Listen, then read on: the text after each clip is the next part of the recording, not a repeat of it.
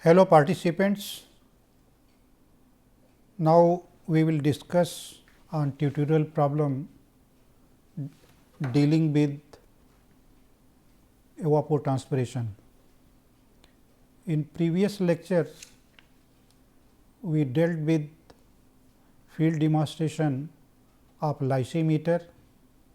We also dealt with agrometeorological instruments where various parameters relating to estimation of evapotranspiration we have dealt.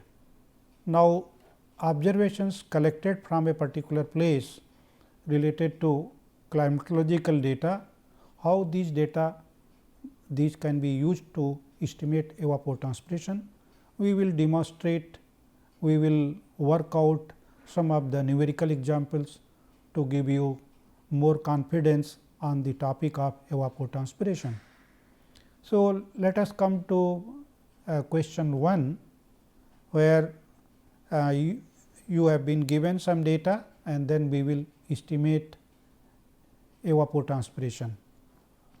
So, question 1, we are given daily evapotranspiration data, which is given here, and effective precipitation, P e means rainfall, it is given. So, given in the following table, this is the table and the root zone depth of a crop is 60 centimeter.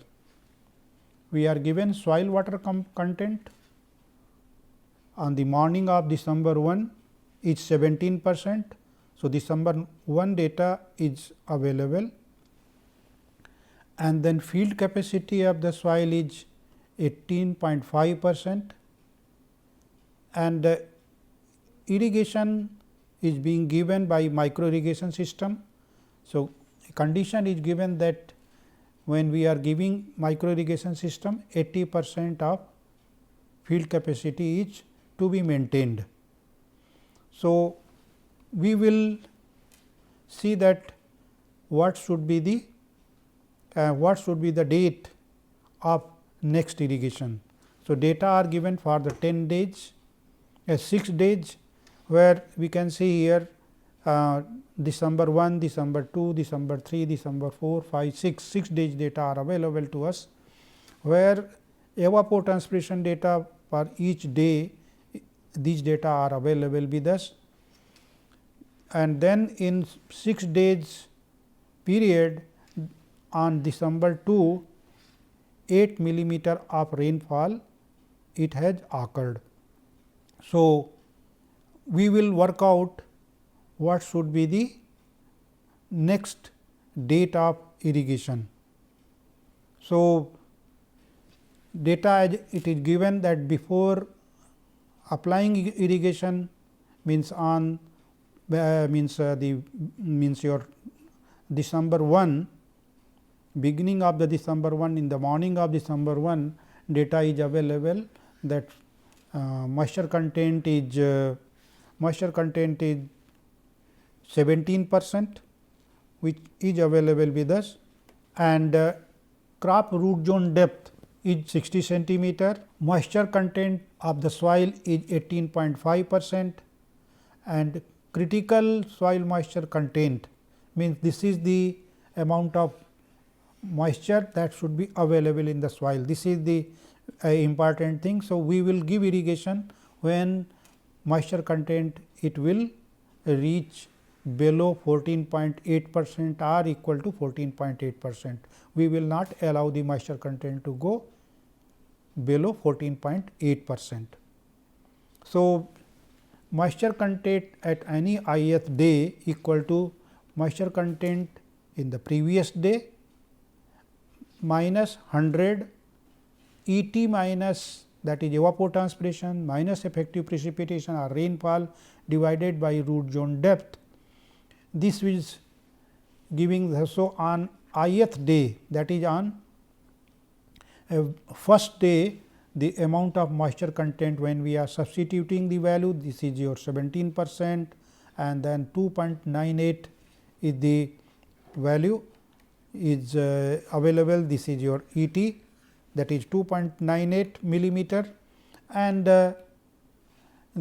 rainfall on this day is 0, and then root zone depth is 60 centimeter, that is 1600 millimeter, 600 millimeter. So, when we are estimating, it becomes 16.5% of rainfall, that is by moisture content by volume.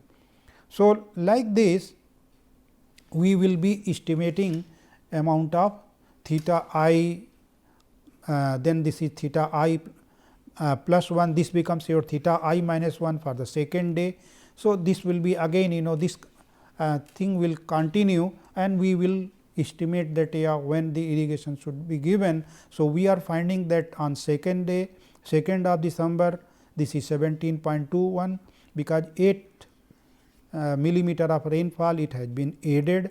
So, 3.75 millimeter of evapotranspiration it has been withdrawn by the plant, and then next day we are getting 16.6, then next day again on December 4th it will be 15.98. So, this the calendar is maintained, and what we are finding that the on December 6 the moisture content will come to the value of. So, this is a water budgeting. So, water budgeting is being done, and what we find that on December 6 irrigation should be given, so that the crop does not get any deficiency of soil moisture content. So, this is the way we need to see that 14.8. So, this is the desired. So, on 7th of December irrigation will be given. Now, this is another problem. Second question, here we are given evaporation data from class A pan. This is the pan evaporimeter data are available, and the pan coefficient for the measurement site is having medium relative humidity, and then wind is light. So, these two means the consideration are there, means at the site that the RH is medium and there is a light wind speed. So, pan value for this condition is 0.8, pan coefficient is 0.8, and we are required to find out crop evapotranspiration when crop coefficient is 0.95. So, there means for 10 days data of pan values are available. So, E pan values are 12.2, 11.2 millimeter on December 2nd, and similarly when come to the December 10, there is a 5.8 millimeter is the pan evaporimeter data. So, we will be using the pan data, and then pan coefficient value we will get E t naught, that is the reference evapotranspiration, reference crop evapotranspiration, and then the crop evapotranspiration ETC is estimated by using this expression. This already I told you in the class that ETC equal to reference evapotranspiration into crop coefficient. So, crop coefficient is also known as that is 0.95. So, we are just simply multiplying the pan coefficient with pan value, and we are getting E t naught value. So, E t naught from December 1 to December 10 is calculated like this. You can see here E p multiplied by K p, that this gives the value of E t naught as 9.76, and this E t naught 9.76 is multiplied by crop coefficient, this is 0.95. So, ETC for December 1 is 9.27 millimeter. Similarly, for other dates we can calculate 11 point means for 2nd of December, this is 11.2, pan coefficient is 0.8. So, similarly, the ET naught is calculated, this is 8.96 millimeter, and when we multiply with the crop coefficient it becomes 8.51 millimeter. So, this way we will get the value of actual crop evapotranspiration for different days as it is asked given in the question. So, this way we compute the value of crop evapotranspiration. Now, in question 3 we are calculating consumptive use of a crop, and the method is given as Blaney-Criddle method. So, here in this one, this is given that it is the month of June and for a place which has a latitude of 28 degree north latitude. So, 28 degree north, it is in India, it is, if you see in the that this falls in at Delhi, and the monthly percentage of daylight hours, this is your daytime hours in the year is 9.58 hours. So, 9.58, this is the monthly percentage of the daylight hour, this data will be used, and the normal temperature for the month is June month is 30.5 degree Celsius, and consumptive use coefficient is given 0.62. So, we have been given here the monthly percentage of daylight hour. Now, this daylight hours yesterday when I was showing you the Campbell-Stokes the instrument, there there was a paper which was giving you how many hours actually daylight hours it is there. So, from there actually we are getting for daily, and then it is converted in percentage for the whole year it is taken. So, it is 9.58, and then this is the value air temperature. So, average monthly temperature of June is 30.5 was obtained for this particular place. So, this value is also obtained, that is air temperature, and consumptive use coefficient is given. So, we will now let us work out this example.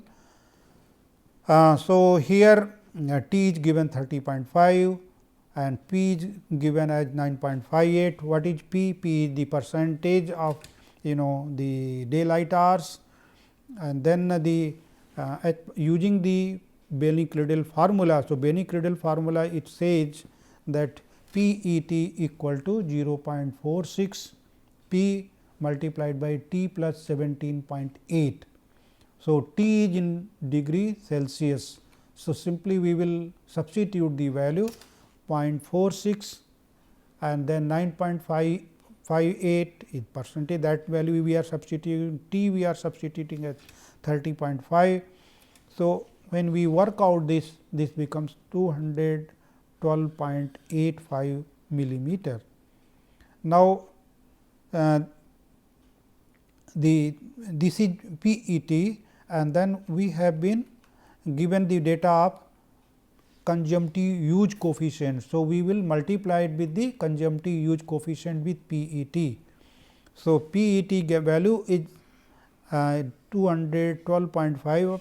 This is same as, this is means same as your ET naught. So, ET naught multiplied by the consumptive use coefficient.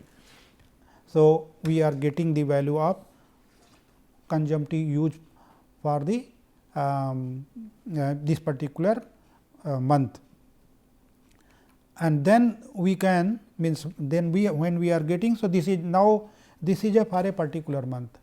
Now, if the crop is of 4 months duration, so we will be computing CU value for each month in the same way, and then we will sum these values, and that will give the total seasonal consumptive use.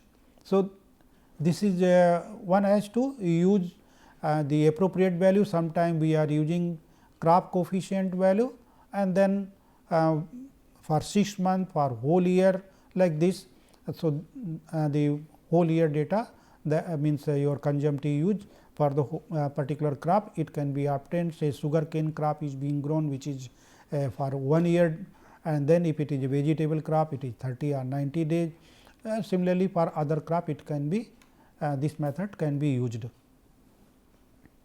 Now, for Kharagpur condition, we have been given data. This is your unadjusted PET. We have been asked to compute the potential evapotranspiration value using the Thornthwaite method. So, data these are available for a particular month, and these data are for 12 months, not particular month, this is for the 12 month data. So, month 1, let us say it is January month, and then the temperature for January month, say let us say it is at average temperature at T mean in degree Celsius is 12.9, and then the February 14.8, like this, these data are available up to December. Now, correction factor is applied to get the actual potential evapotranspiration is to be applied. Initially, we will get unadjusted value, then correction factor is to be applied. What is this correction factor? This correction factor is total means actual sunshine hour of a place, and then this is considered as if theoretically it is given as if all the day 1 day is considered as 12 hours sunshine hour, but actual sunshine hour. So, actual sunshine hour divided by theoretical daytime, that is a 12 hour. So, there will be some particular factor, and this will be always less than 1 in all the cases. Then another factor is to be multiplied with this number of days in a particular month. So, in Thornthwaite method, it takes it calculates for 30 days duration, but say January month, it will be 31 days. In case of February, it will be 28 days. Some in leap year, it will be 29 days. So, like this number of days, and all other means your month, say when we come to April, it is 30 days. When we come to June, it is 30 days. So, there in the Thornthwaite method, we are taking the value of. So, actually if we can correction factor we can calculate if this information is available to us, and this correction factor actually for different latitude positions. This is the table has been provided, but how it is calculated here, actual number of sunshine hour. So, actual sunshine hour, let us write H A divided by theoretical sunshine hour, that is 12 hours, multiplied by actual number of days in a month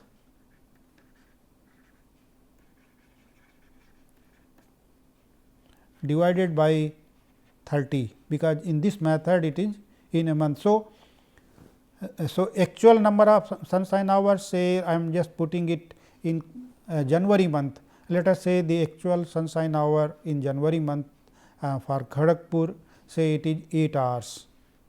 So, 8 by 12, and number of days, say 31. In case of January month, the 31 divided by 30. So, this this particular calculation will be used to obtain the it is used to get the correction factor. So, correction factor is obtained like this. So, this is already estimated and given to us. Correction factor is given to us. This is 0.93, 0.89, 1.03, like this. These values are available to us. So, we will use this value while we will find out the actual potential evapotranspiration in a particular month. So, this method it uses, let me just give you the formula. The formula is unadjusted potential evapotranspiration is given by E equal to 1.6 into 10 into T divided by capital I exponent A. Now, in this the T is the temperature in a, that is available to temperature, mean temperature in a particular month, and I is the total seasonal heat index, which is given by capital I, and then small I, which is summation of I. So, summation of I, there will be 12 i's, the small I, 12 small i's. So, for each individual small I, how it is to calculated? We will calculate T by 5. T is mean monthly temperature, just now what I told you, mean monthly temperature divided by 5 to the power 1.514. So, this will give us the value of small I. Then for each individual month we will get small i's, and then we will sum. So, summation of all 12 small i's will give the capital I, and that capital I is used to compute the unadjusted potential evapotranspiration. So, here the exponent A is estimated by this empirical relationship. This has been established. So, this is here as 6.751 into 10 is to power minus 7 I cube minus 7.1 into 10 is to power minus 5 I square plus 1.792 into 10 is to power minus 2 into I plus 0.49239. So, this capital I is this total summation. So, we will be calculating these values, and then of the A as well as I values, and then we will substitute for in this expression. So, small I, for an example, it is given, we have a mean monthly temperature for month 1, that is, you can see here mean monthly temperature is 12.9 for month 1. So, we are here 12.9 divided by 5 to the power 1.514. So, this comes as 4.2. So, like this, for each individual month i's are being calculated. So, capital I will be summation of these values of I January, I February, I March, small I March, like this summation we will calculate, and then capital I, having got the capital I, we will substitute in this particular, and then exponent A will be determined. So, exponent A is computed, and it is coming as 3.2558. So, this is the value, and then unadjusted evapotranspiration, potential evapotranspiration is given by 1.6 10 T. So, 10 into T is already we know, that is 12.9 for the January month. So, for each individual month value of E unadjusted is obtained, and then when we want to find out the adjusted potential evapotranspiration, we will multiply it with the correction factor. So, this is 1.4 we have got. So, 1.4 multiplied by the correction factor. So, correction factor already it is given in the table. This once again I am showing you, this is given as 0.93 for January month. So, this will be used to get the your corrected potential evapotranspiration for the January month. Like this, we will get for all the months. So, annual PET is the summation of all PET. So, this is 187.73. So, means here in this particular table, entire whatever procedure I have explained you, it is all the data, it has been calculated for January 1, this value temperature is given to us, correction factor is given to us, then we are calculating monthly heat index. From there we will get the capital I, we will get A value, exponent A, then we are getting this value 1.4 is unadjusted PET, and then 1.3 is the potential evapotranspiration. So, this is the total summation of all the 12 months. Now, this is a value. If I want to plan irrigation system for a place, so we need to that what should be the amount of water it should be available with us. So, this becomes a useful information while we are planning the storage system. Any storage system, whether there is a ample water supply available with us, which this will be the demand, means potential evaporation, this will be the demand. Now, this demand, of course, this has been estimated by taken temperature alone is the data. So, there will be some other more corrections are needed when we incorporate other data by other methods, but a estimate is available to us. This estimate can be used for designing a system. Now, the question 5, here we are given another problem where this is with respect to water management point of view. So, following data were obtained in determining soil moisture content at successive depths in the root zone prior to applying irrigation.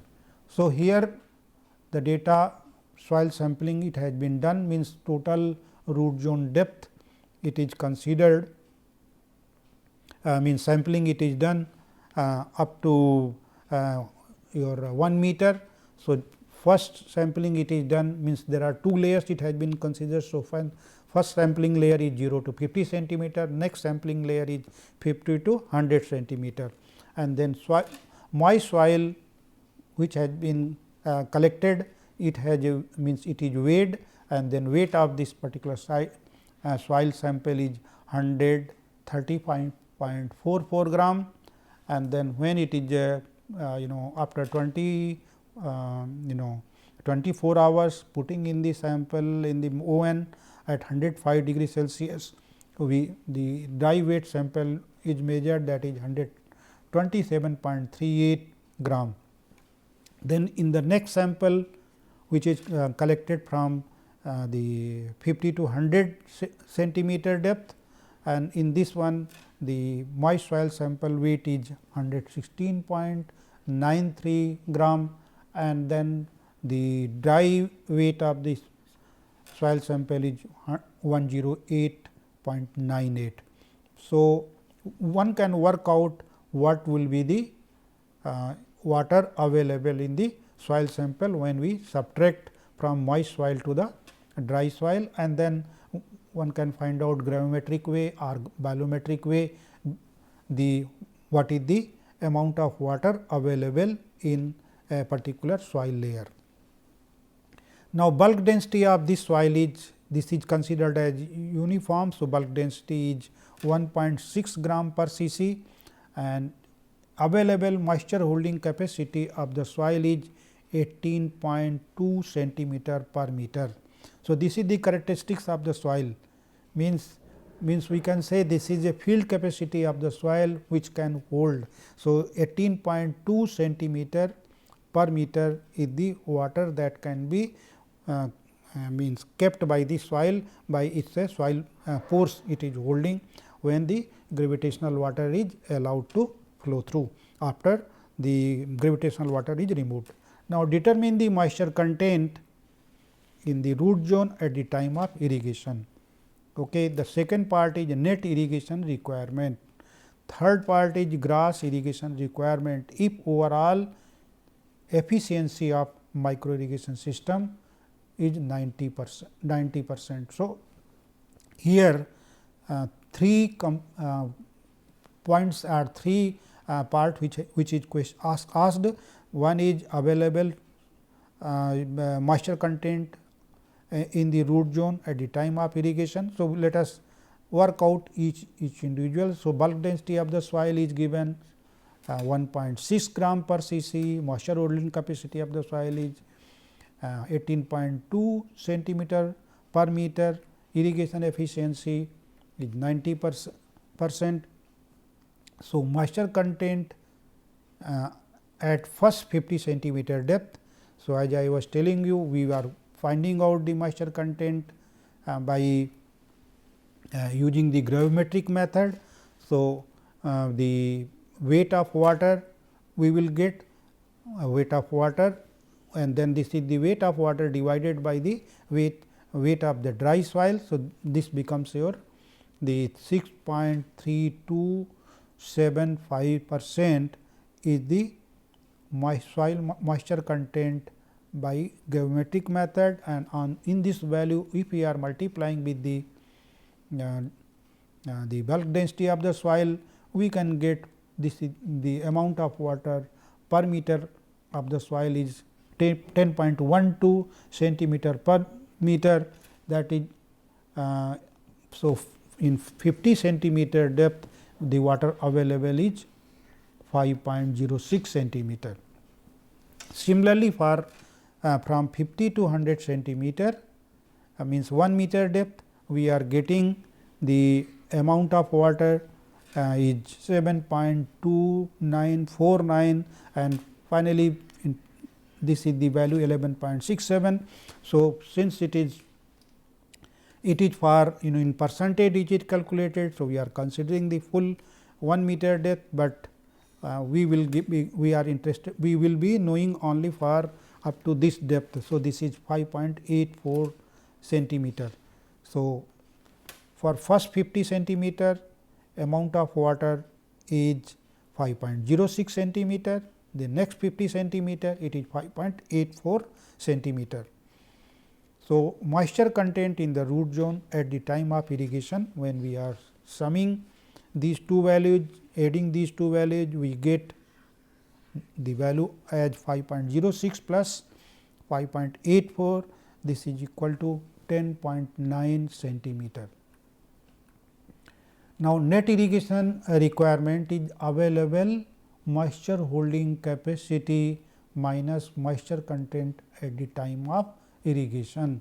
So, moisture content at the time of irrigation is 10.9 and 18.2 is the moisture holding capacity. This is your field capacity of the soil. So, net irrigation requirement is just subtracting these values, means from available water holding capacity minus 10.9.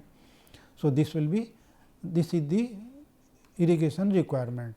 Now, grass irrigation requirement is simple, that is net irrigation requirement divided by irrigation efficiency. So, it comes to 7.3 divided by 0.9.